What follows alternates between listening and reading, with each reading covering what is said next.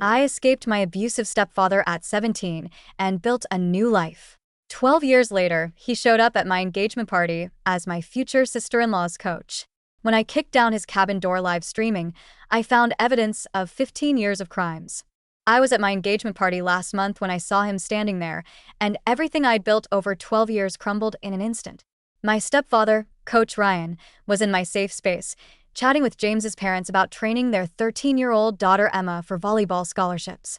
James, my fiancé of 3 years, believed my family was dead because that was the lie I'd lived with since I ran away at 17. He had no idea that the man discussing college recruiting with his parents only coached the younger girls for reasons that made me sick.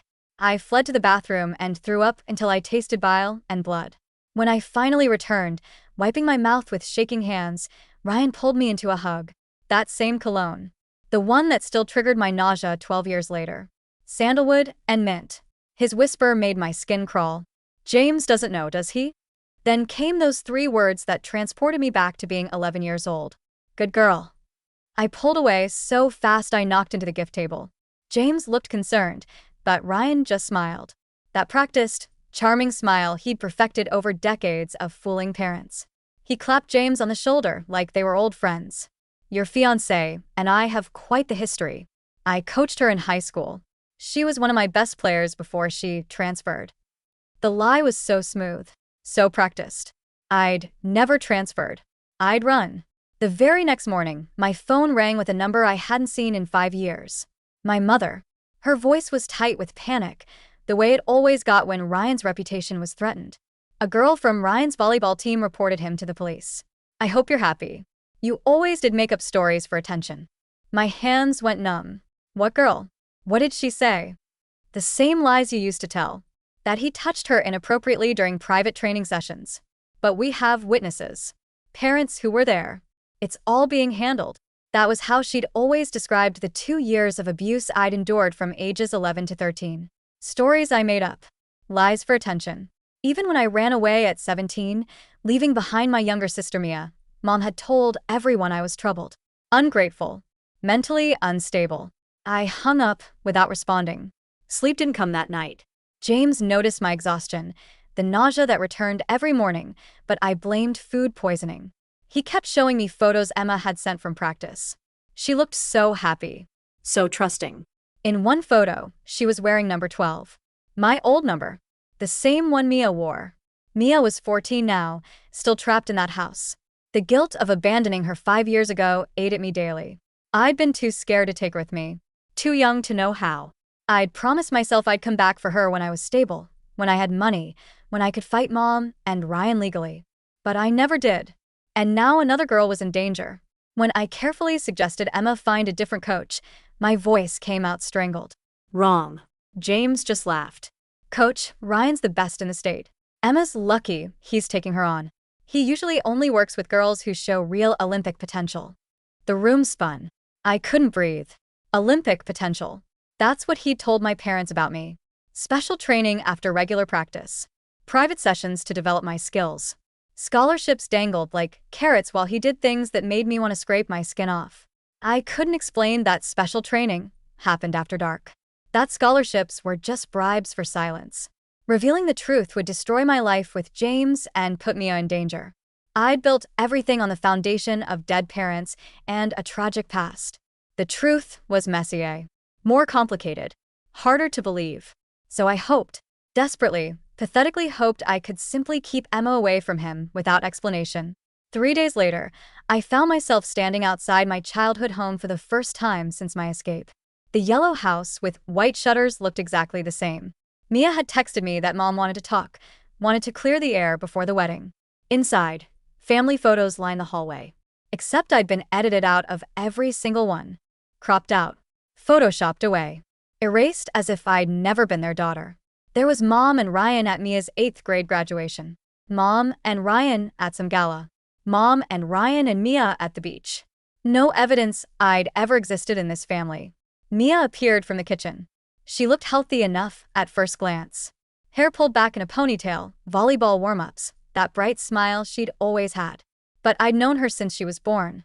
I could see the cracks. You came, she said, hugging me tight. Too tight. like she was afraid I'd disappear again. During dinner, Mia chattered about volleyball and her Stanford dreams. Ryan had connections there. He was helping her with recruiting videos. She'd be the first in our family to go to a top-tier school. Mom beamed like Ryan had personally invented higher education. But Mia kept excusing herself from the table. 3 times in an hour. The third time, I followed. I heard muffled crying through her bedroom door. Mia? You okay? I've fine. Go away. She wouldn't let me in. When she came back to dinner, her eyes were red, but she smiled and asked about wedding planning. Ryan brought up the girl who'd reported him like he was discussing the weather. Kids will say anything when they don't make varsity, he said, his eyes locked on mine in silent warning. This girl thought she deserved a starting position. When I went with someone more skilled, she made up stories. Tale as old as time. Mom nodded. The family's already backing down. They know they don't have a case. As I tried to leave, my mother's nails dug into my arm hard enough to leave crescent marks. She pulled me into the laundry room, away from everyone else. Mia's future depends on Ryan's reputation staying spotless, she hissed. Don't you dare start making up stories again.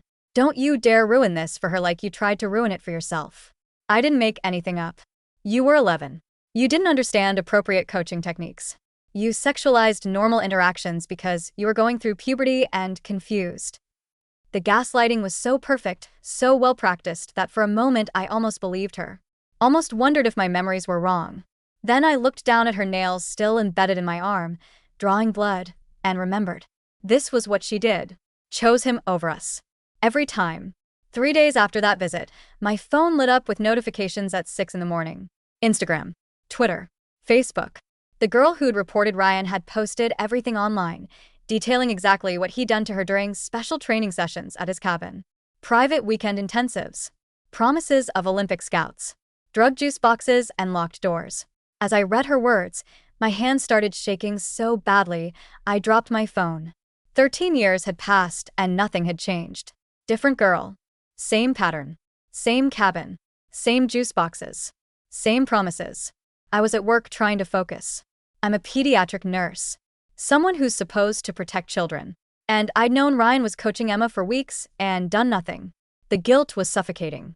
When the girls' posts went viral, my supervisor, Dr. Martinez, found me in the supply closet, hyperventilating. What's wrong? What happened? I couldn't explain. Couldn't form words. She helped me to her office and made me sit down. Brought me water. Waited until I could breathe again. I need to leave. I need to check on someone. You're in no state to drive. But I left anyway. Mia hadn't been at school all week. Mom said she had the flu, but Mia never got sick. She'd had perfect attendance since kindergarten. My old house key still worked after 5 years. Mom had never changed the locks, probably never imagined I'd come back. The house was empty. I called out, but nobody answered. I checked Mia's room and found her unconscious on her bed, empty pill bottles scattered on her nightstand. Anxiety medication with my mother's name on the labels. I called 911, then started checking her pulse, her breathing, everything I'd been trained to do. She was alive but barely responsive. The paramedics arrived in what felt like hours, but was probably 6 minutes. At the hospital, they pumped her stomach, made her drink charcoal. I held her hand while she vomited black liquid and cried. When she was finally stable, transferred to a regular room, she gripped my hand hard enough to leave bruises. I'm pregnant. The words hung between us. I already knew what she was going to say next. It's Ryan's. Mom knows. She said I asked for it, that I was always flirting with him, wearing tight clothes to practice, trying to get his attention. She says we have to stay quiet until after championships. Then we'll handle it. Handle it. Like my sister was a problem to solve rather than a child in crisis. Like her pregnancy at 14 was an inconvenience rather than evidence of rape. We're going to the police. No. Mia ese grip tightened. You don't understand.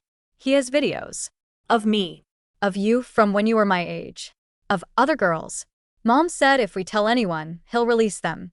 Everyone will see. Everyone will know. That evening, I called James in tears. Told him I needed to come over, needed to talk. But when I arrived at our apartment, I found his mother sitting on our couch with mine. Photos spread across our coffee table. Pictures of me at 11, 12, dressed in inappropriate outfits my mother had chosen. Poses I didn't remember. Some I'd never seen before. She was always precocious, my mother was explaining smoothly. Always desperate for male attention. You should see the letters she wrote to Ryan. The things she said. James's mother's disgusted expression as she looked at me would haunt me forever. Like I was something dirty. Something shameful. Something that had tricked her son. These were taken by your stepfather? She asked my mother, not me. Like I wasn't even there. No, no. These were for her modeling portfolio. She wanted to be a model. But she got upset when Ryan said she wasn't tall enough. That's when the accusation started. I'd never wanted to be a model. I'd wanted to play volleyball and become a doctor. But the lie sounded plausible to someone who didn't know me, who only knew the carefully constructed story my mother had perfected over years. James's mother left without speaking to me. The next morning, James said we needed to talk. His voice was cold in a way I'd never heard before. But before we could talk, before anything could be explained, my phone rang. Mia. Panicking. Mom took me out of the hospital last night, against medical advice. She says if I don't play perfectly at the tournament this weekend, if I don't smile for the scouts, she'll release the videos. All of them. To everyone. Where are you? Home. But Ryan just left with Emma. He said they're going to his cabin for special intensive training. They left 20 minutes ago. The pattern was repeating. Right now. Emma was with him at that cabin. I drove there recklessly, hitting a mailbox, running a stop sign, barely staying on the winding mountain road. I called 911 from the car, but knew I'd arrive first. The cabin was 40 minutes from town. The police would take longer. Emma's pink unicorn backpack sat abandoned on the porch. The door was locked. I could hear her crying inside. Muffled. Scared. I kicked the door. Once. Twice. On the third kick, the frame splintered. As I burst inside, I pulled out my phone and started an Instagram live stream. I needed witnesses. Needed proof that I hadn't set this up, hadn't arranged this. Wasn't making it up. Emma was on the couch, her eyes unfocused, her words slurred. But she was clothed. I'd arrived in time. Her juice box sat on the coffee table half empty. Ryan lunged at me, but I kept my phone up, kept filming, kept screaming. Tell them what you did. Tell them why you brought her here. Tell them about the special training. He tried to grab my phone, but I was expecting it. I'd practiced the scenario in my head for years. I ducked and kept filming his face, clear and recognizable. You're crazy, he said. Classic. Predictable. Emma got sick at practice. I was helping her. Then why is the door locked? Why is she drugged? What's in that juice box? He tried to flee then, realized he was trapped. His eyes darted to his desk drawer where he kept the camera, the backup files, all the insurance he'd collected over the years. In his panic, he said something he'd regret. I was just documenting her progress. Like I did with you. Like I did with all the girls who made it. That's what coaches do. It was on camera. Hundreds of people watching live. Commenting. Recording. Screenshotting. I scooped up Emma and ran to my car. Drove straight to the police station, not the hospital, because I needed this reported immediately. Needed it on record before Ryan could spin another story. The officers took my statement. Took Emma's statement once she was coherent enough. Arrested Ryan within 2 hours. But by then, my mother had already arrived at the station to defend him. She's lying. She's always lied. She seduced him when she was 11, and now she's trying to ruin his life because he rejected her as an adult. But this time, there were witnesses. The live stream had been viewed 12,000 times. People had recorded it, downloaded it, sent it to local news stations. This time, he couldn't make it disappear. James and his family hated me after learning the truth. Not because they didn't believe me, but because I'd lied about my family being dead. Because the truth was messier than they'd bargained for. His mother forbade him from marrying me. Called off the engagement herself when James wouldn't. But Emma was safe. And Mia finally found her voice to testify too. The next morning brought devastating news. Ryan had posted bail. Some technicality his lawyer had found, some procedural error. He was out. And he was coming for me. The phone was still warm in my hand when I heard the knock at the door. 3 sharp raps that made my stomach drop. James was at work. Nobody knew I was home. I crept to the window and peeked through the blinds. A black sedan sat in my driveway, engine running. The knock came again, harder. I grabbed my keys and slipped out the back door, barefoot on cold concrete. My car was blocked in. I ran to the neighbor's yard, ducking behind their shed. 2 men in suits walked around to my backyard. One was talking on his phone. My phone buzzed. Unknown number. Against better judgment, I answered. You really thought you could destroy my life? Ryan's voice made my skin crawl. I've been coaching in this town for 15 years. You know how many families owe me favors. I hung up and tried calling James. Straight to voicemail. Another text came through, this time from Emma's phone. A video. My hands shook as I opened it. Emma at school, walking to her locker. Someone was following her with a camera. The message underneath. She has practice today. I ran back, through 3 yards to get to my car. The men were gone, but they'd left something taped to my door. Legal documents. A cease and desist order claiming I was harassing Ryan, spreading false allegations, damaging his professional reputation. At the hospital, I found Mia's room empty. The nurse said our mother had checked her out an hour ago. Against medical advice. Again. I tried calling. Mom had blocked my number. I raced to their house. Dark. No cars. The neighbors hadn't seen them leave. My phone rang. Dr. Martinez. Where are you? We need to talk about your leave request. I hadn't submitted any leave request. At the hospital, security stopped me at the entrance. Someone had called reporting I was unstable, shouldn't be allowed near the pediatric ward. They had emails from me saying I was having a breakdown. Dr. Martinez showed me the emails. Sent from an address almost identical to mine, just one letter different. They detailed how I was having delusions about a family member, making false accusations, needed psychiatric help. I know this isn't you, she said quietly, but the board is asking questions. You need to document everything. This was Ryan's playbook. Not violence. Influence. Connections. Making me look crazy so nobody would believe me. Over the next 3 weeks, it got worse. Photos of me leaving the pharmacy picking up anxiety medication showed up in my mailbox with notes.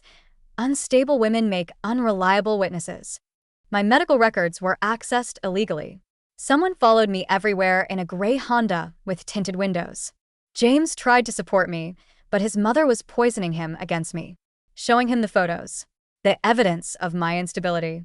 Asking why I'd waited so long to come forward. Why my story kept changing. Then Emma told him everything. What happened at the cabin. What Ryan had tried to do. James believed his sister in a way he couldn't quite believe me. That saved us. Saved our relationship. We started planning. We needed proof. Real, undeniable proof. The videos Ryan had mentioned. His insurance policy was also his conviction. The school was closed for fumigation that weekend. James would break in. He didn't have a restraining order. I'd wait outside as lookout. We'd copy everything, then turn it over to the FBI. Saturday night, I watched James disappear into the dark school building. 10 minutes. 15. Then a text. Found them. Oh God, there are so many. 20 minutes. 30. Then Ryan's truck pulled into the lot. I called 911. There's a break-in at the high school. Then I did the stupidest, bravest thing of my life. I got out and ran toward the building, screaming James's name. Ryan saw me and started running too.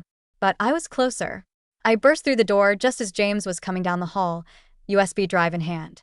He's here. We ran for the back exit. Behind us, Ryan was shouting. Threatening. We made it to the car just as police sirens filled the air. The police found Ryan in his office trying to destroy his computer with a baseball bat.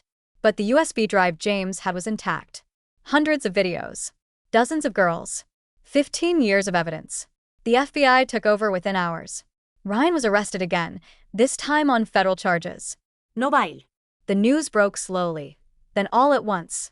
Families coming forward. Girls finding their voices. The investigation revealed several prominent families had been paying Ryan to keep quiet about their daughters. They faced charges too. The whole network he'd built to protect himself became evidence of a conspiracy. Mia moved in with us. She's getting therapy. Deciding what to do about the pregnancy. Emma's in counseling too. She still plays volleyball with a new coach, but she's healing. The trial is in 6 months. I'll testify. So will Mia. So will Emma. So will 18 other girls who finally felt safe enough to come forward. Ryan's lawyer quit when he saw the evidence. His new one is court-appointed. Overwhelmed. I still have nightmares. Still smell that cologne sometimes. But I also sleep knowing he's locked up.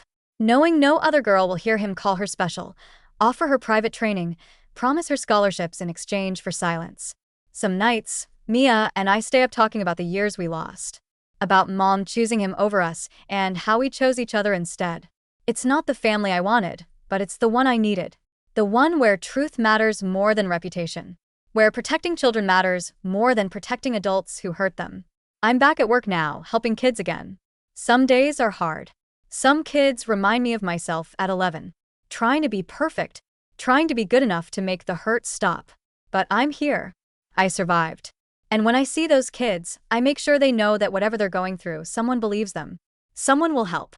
Someone will choose them over the adults who hurt them. That's all any of us wanted. Someone to believe us. Someone to choose us.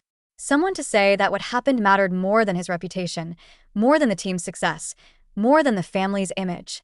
It took 12 years, but I finally found my voice. And with it, I helped others find theirs too. James and I got married last month. Small ceremony. Just us, Mia, Emma, and a few friends. No family photos because we're building our own family now. One based on truth instead of secrets. Mia decided on adoption. She chose a family across the country. Closed adoption. Ryan will have no claim, no connection. The baby deserves a chance at a normal life. Emma still wears number 12.